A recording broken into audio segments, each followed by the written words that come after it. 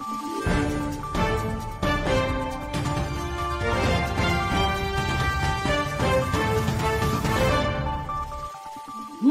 araw, Pilipinas! Ito ang Valiente News hatid sa inyo ng Office of the Vice President.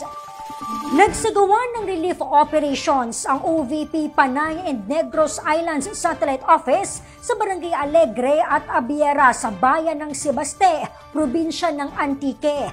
Ang nasabing bayan ay isa sa mga pinakaapektadong lugar sa paghagupit ng bagyong Krising kamakailan. Si Maribeth Adlawan sa report. Mga bahay na natabunan ng lupa, nabuwal na puno, sirang tulay at mga kalsada. Ilan lamang ito sa mga pinsalang iniwan ng bagyong Krising dito sa bayan ng Sebaste sa Antique. Tuluyan ang nasira ang hanging bridge na pangunahing daanan ng mga residente dito sa Barangay Alegre. Dahil dito, napipilitan ng mga ibang residente na tumawid sa sapa sa kabila ng malakas na agos ng tubig. Isa sa mga apektadong residente si Sheila. Kwento niya sa amin, mabilis na tumaas ang tubig baha sa kanilang komunidad at umabot ito hanggang dibdib. Nawala na yung kubo ng iba, pati na yung mga baboy, manok, wala na doon banda sa ilog. Ngunit maliban sa mga nasirang ari-arian, mas naging hamon para sa mga residente ang kanilang kakainin sa araw-araw.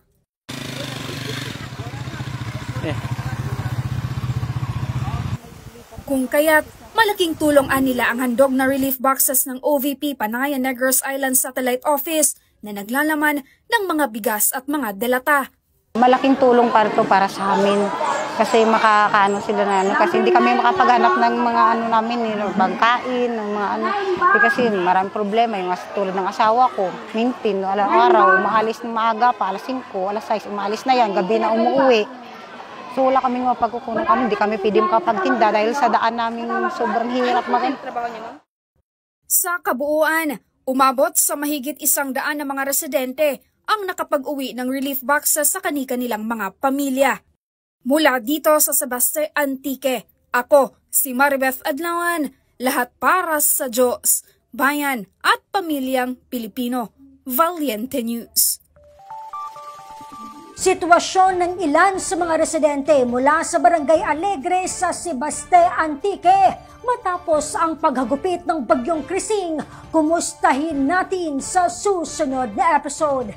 Ako si Claudette Loreto para sa makabuluhan, naninindigan at matapang na mga ulat at impormasyon. Maraming salamat.